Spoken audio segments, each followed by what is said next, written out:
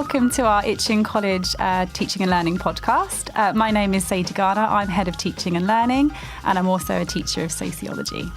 And I'm James Bedwell, Teacher and Learning Coach at the college, as well as teacher of PE.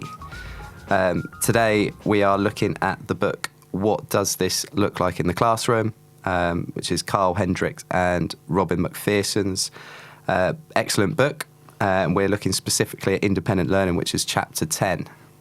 Yeah, and I think what's really interesting about the chapter is it highlights that the independent learning is actually the aim of education, that overall it's actually the outcome, which you will get perhaps in my case and in James's case after 2 years. And in secondary school, it's something that you won't actually probably get until the end of 5 years, that it's something that we get out of education. And obviously, being in a sixth form college, this is something which is obviously needed for further education when our students move on to university or even into the real world of work as well. But I think the key thing, like Sadie was saying, is independent learning isn't something we're going to see necessarily within every single lesson. It's not something we see present, in a lesson observation, but it's something which is the outcome of our teaching. And obviously, to achieve this in the long term, they make reference to in here about lots of teacher-led instruction, scaffolding, and sort of modelling being required in lots of lessons. And I think that's really key to highlight that actually it's almost the opposite of the independent learning because it's teacher-led, it's teacher-focused.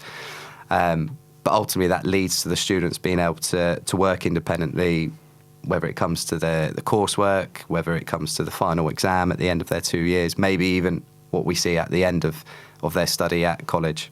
Yeah, absolutely. That full guidance, that full scaffolding is what's needed. That basically, so in terms of my own practice, when I get the second years in September, we tell them exactly what they need to revise every single week until Easter.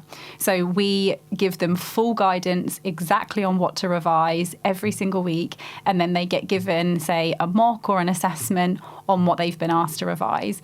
Because I don't know if you find this in your practice, James, but I find actually over the last few years what I've noticed is, and now more than ever with this cohort, is they really need full guidance and support.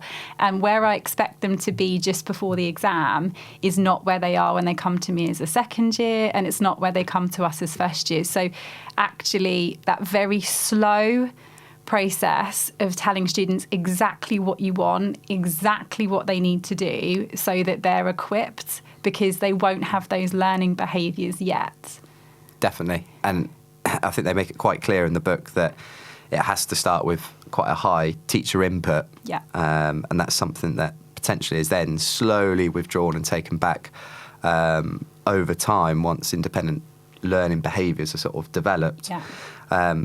Teachers can then reduce their guidance once students become more expert and more experienced. But again, when our students are only here for almost 18 months, yeah. we don't necessarily see that within the first year of their study, but probably more so, like you said, within the second year or towards their second year, preparing for their final exams. And I think it can be quite frustrating. So you think actually that those learners should be independent already, but maybe recognising that that's what they'll be in the exam. That's when they will have become independent learners. So yeah, maybe recognising that really helps with those feelings of frustration. So even with my first years, I will now teach them, right, you've got 4 names to revise for next week, please. So you've got a full week, Tuesday to Tuesday. And then what I want you to do, please, is I want you to, use that grid you've got. You've got 10 minutes to do some revision. Now rub it all off. You're going to brain dump. I'm a bit obsessed with brain dumping at the moment. It's kind of the new thing I've picked up on. They get to brain dump for 4 minutes, and then they can use that to help support them in the 15 marker. But just recognising that they will struggle, or mine generally struggle with the behaviours they need and the organisation to revise, I think is quite critical. So I think it's quite refreshing to see that actually it's a process that independent learning is what we want them to get to.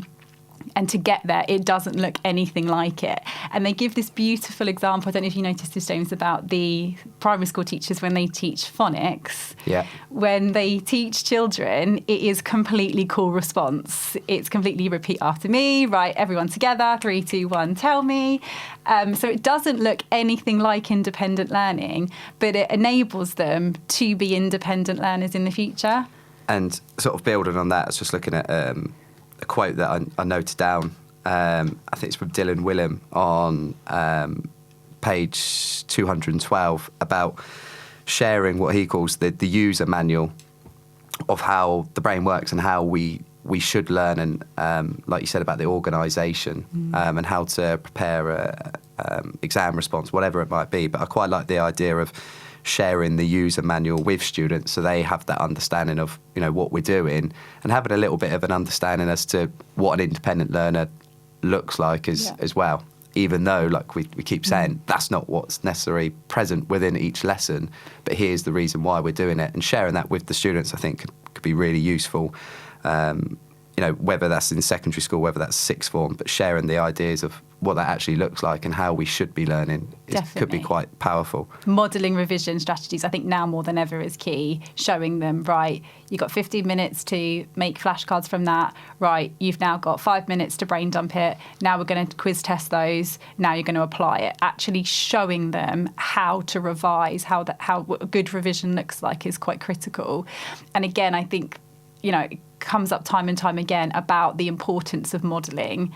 So, you know, I know we're so heavy on curriculum in our areas, but I find that the best way I can get through that is I record YouTube videos of how to do 35 markers, how to do 50 markers, and then they watch one of those a week, so that, again, getting them to be independent learners in the exam in 2 years has got on top of it with scaffolding and support each week.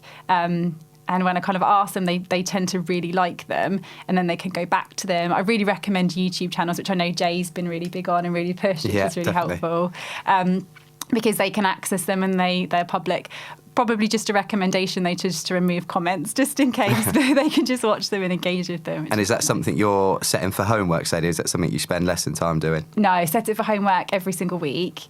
They get one a week. And then, that just means that, you know, perhaps with content maybe being slightly slower just to accommodate, I can then still do that really important scaffolding and leading them to it, which is quite nice. I'm guessing, like we said before, about sort of taking that teacher sort of input out eventually. By the time they get to sort of second year, they've got an understanding of how they should be starting responses, which, you know, what sort of structure they need to use for a 15 marker, 35 marker.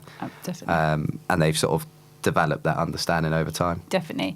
And I come back to it, but I really like this notion that they'll be fully independent when they're in that exam hall without me. When I'm forced to leave, then they're on their own. And that is truly the moment where it's completely shifted. It's no longer, you know, me, them. It then becomes them on their own. I think that's quite powerful to see that, actually. And I guess that's what we're sort of building towards, aren't we? Especially at A-level, where they've, you know, their exams at the end of 2 years.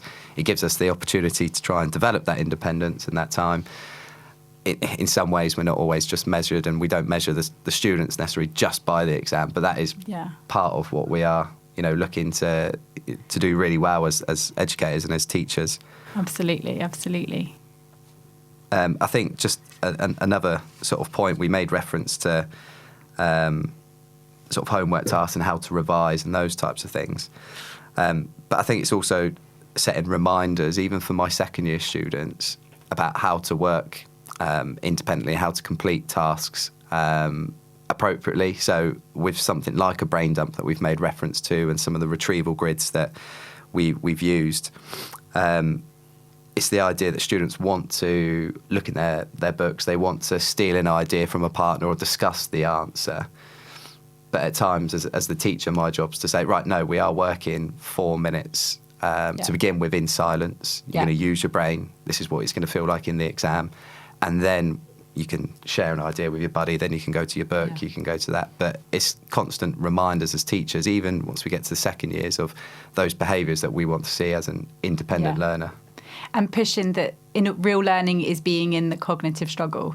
is struggling, is having to work through it and challenge. And it's not a nice feeling for learners. But when learning's too easy, it's very surface level. And again, make reference to it quite a lot, which is, in order to be very successful independent learners, they have to be masters of the knowledge, which they won't have yet. So it's about being understanding, and also about their anxieties about being in a cognitive struggle. It doesn't feel nice to not know, to feel unsure, but just getting them to, slowly but steadily be in that zone and keep them in that zone, and recognising the importance of that again. Yeah, and being outside their comfort zone. And I think that's something that's probably more the case that we see these days, especially over the last couple of years, where students maybe haven't faced exams and had to be independent learners in some cases over the last few years. So the students that we're getting at sixth form, don't necessarily always have those habits or learning behaviours developed through school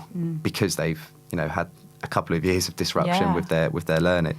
And if we ultimately think the true independent learning is sat in the exam, having not sat them itself is why they perhaps need some support and scaffolding with those behaviours for learning is quite key. I think it just makes you just that bit more empathetic, more so than I know we're very empathetic as educators, but just that little bit more actually, and that slower, more scaffolding. We'd scaffold specifically in exam questions, so perhaps just scaffolding revision strategies, scaffolding how to support them to complete tasks.